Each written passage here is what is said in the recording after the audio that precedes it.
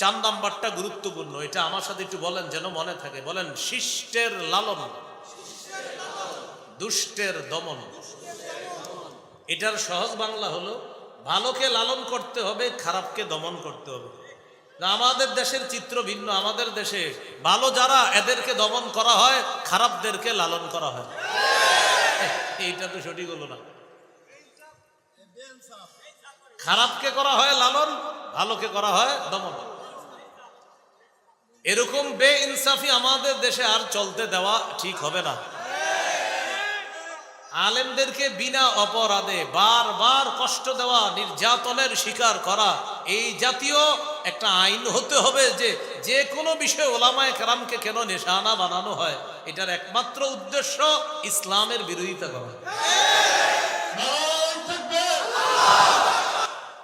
4 number গুণ, শিষ্টের লালন, দুষ্টের দমন।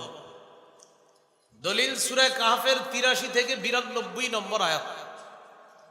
লম্বা আয়াতের অনুবাদ আপনাদেরকে করে দিচ্ছি। এখানে যুলকরনাইন বাদশার 2টি সফর সম্পর্কে আল্লাহ আলোচনা করছে। যারা আপনারা কোরআন পড়াশোনা করেন মনে রাখার জন্য বলছি, যুলকরনাইন বাদশার ঐতিহাসিক 3টা সফর আছে। একটা সফর হয়েছে পৃথিবীর একদম পশ্চিমে, আরেকটা পৃথিবীর একদম পূর্বে। আরেকটা সফর কোন দিকে হয়েছে এটা কোরআনে নাই। একটা সফর পৃথিবীর পূর্ব প্রান্তে, এটা কোরআনে আছে। আরেকটা সফর পশ্চিম প্রান্তে, এটাও কোরআনে আছে। আরেকটা সফর কোরআনে আছে, কিন্তু কোন দিকে, দিকটা কোরআনে নাই। মুফাসসিরিনে কেরাম গবেষণা করে বলছে আরেকটা সফর হয়েছে তার উত্তর দিকে। তাহলে উত্তর দিকের বর্ণনাটা এটা আল্লাহ সরাসরি বলেন নাই, এটা মুফাসসিরিনে কেরাম গবেষণা করে বলছে। উত্তর দিকে, রাশিয়ার দিকে হয়েছে তার 3 নাম্বার সফরটা।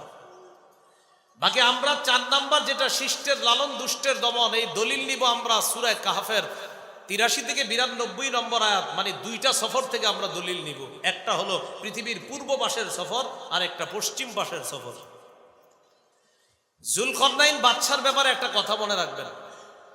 আল্লাহ তাআলা পবিত্র কোরআনের 16 নম্বর পারা 1 নম্বর পৃষ্ঠার শেষ, 2 নম্বর পৃষ্ঠার শুরু, 16 নম্বর পারার প্রথম পৃষ্ঠার শেষে আছে, দেখবেন, ওয়াসআলুনাকা আন যিল করনাইন কুল সাআতলু আলাইকুম মিনহু যিকরা। বাস 1 নম্বর পৃষ্ঠা শেষ হয়ে গেছে। এরপরে 2 নম্বর পৃষ্ঠা, ইন্না মাক্কান্না লাহু ফিল আরদি ওয়া আতাইনাহু মিন কুল্লি শাইইন সাবাবা। যুলকরনাইন বাদশার যোগ্যতা হলো, তিনি যেখানে যাইতেন তার যা যা প্রয়োজন হতো আল্লাহ তাআলা তাকে সেই প্রয়োজনীয় জিনিসটা ব্যবস্থা করে দিতেন। এটা তার একটা যোগ্যতা আল্লাহ দান করছে। বাদশা যুলকরনাইন সফর করতে করতে পৃথিবীর একদম পশ্চিম প্রান্তে চলে গেলেন, যেখানে সূর্য অস্ত যায়। আল্লাহ তাআলা কোরআনে বলেন, হাত্তা ইদা বালাগা মাগরিবাশ শামসি ওয়াজাদাহা তাগরুবু ফি আইনিন হামিআ। যুলকরনাইন বাদশা পৃথিবীর একদম পশ্চিম পাশে গিয়ে দেখলেন একটা কাদাযুক্ত জলাশয়ের মধ্যে যেন সূর্যটা ডুবে যাচ্ছে। আবার বলছি অনুবাদটা, ওয়াজাদাহা তাগরুবু, সূর্যটাকে পাইলেন, তাগরুবু, সূর্যটা ডুবে যাচ্ছে, ফি আইনিন হামিআতিন, কাদাযুক্ত জলাশয়ের মধ্যে যেন সূর্যটা ডুবে যাচ্ছে। তো ওই সূর্যটা যখন ডুবে যাচ্ছে, যুলকরনাইন বাদশা দেখলেন সেখানে একটা জাতি আছে। যেখানে সূর্য ডুবে এর এই পাশে একটা জাতি আছে। এই জাতি আল্লাহর সাথে শিরিক করে, বলি নাউজুবিল্লাহ। আল্লাহ তাআলা যুলকরনাইন বাদশাকে ওই মানুষগুলোর উপরে নগদ ক্ষমতা প্রতিষ্ঠিত করলেন। একটা যুলকরনাইন বাদশার ক্ষমতা ছিল সারা পৃথিবীতে, তো একটা হলো যেখানে যাইতেন সেখানে আল্লাহ তার ক্ষমতা প্রতিষ্ঠিত করে দিতেন। এটাও কোরআনে আসবে। বাকি কোরআনে আল্লাহ ডাইরেক্ট বলে দিছি, ইন্না মাক্কান্না লাহু ফিল আরদ, পুরো পৃথিবীতে আমি যুলকরনাইনের ক্ষমতা প্রতিষ্ঠিত করেছি পৃথিবীতে।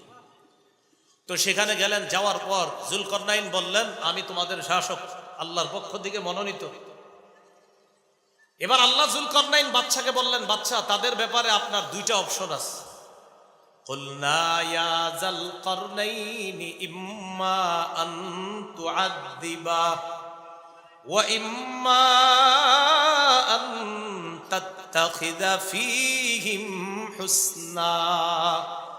বাদশা, আপনি চাইলে তাদেরকে শাস্তি দিতে পারেন অথবা তাদের ব্যাপারে ভালো কিছু গ্রহণ করতে পারেন।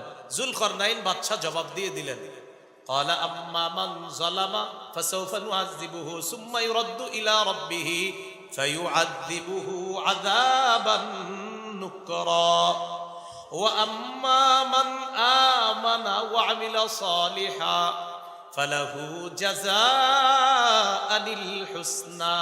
বাদশা যুলকরনাইন বললেন, আমি দাওয়াত দিব, দাওয়াত দেওয়ার পর যারা আমার দাওয়াত গ্রহণ করবে তারা হবে ভালো, আমি তাদেরকে লালন করব। আর আমি দাওয়াত দেওয়ার পরে যারা আপনার শিরিক ছাড়বে না, যারা জুলুম করবে, যারা অন্যায় করবে, যারা নির্যাতন করবে, জুলুমের পথ যারা পরিহার করবে না, আমি তাদেরকে দমন করব। বাদশা জানায়া দিলেন, ভালোদেরকে লালন করব, জালেমদেরকে দমন করব। এই জন্য মনে রাখবেন, ভালোকে লালন করা, জালেমকে দমন করা এটা ছিল উচিত, কিন্তু উল্টানো যেন না হয় যে জালেমকে লালন আর ভালোকে দমন। এমন যদি হয়ে যায় তাহলে দেশের উপরে গজব আগে যা আসছে এর চেয়ে আরো বড় গজব আসবে। জালেমের সহযোগী হওয়ার কোনো সুযোগ নাই। বলেন, জালেমের সহযোগী হওয়ার কি নাই?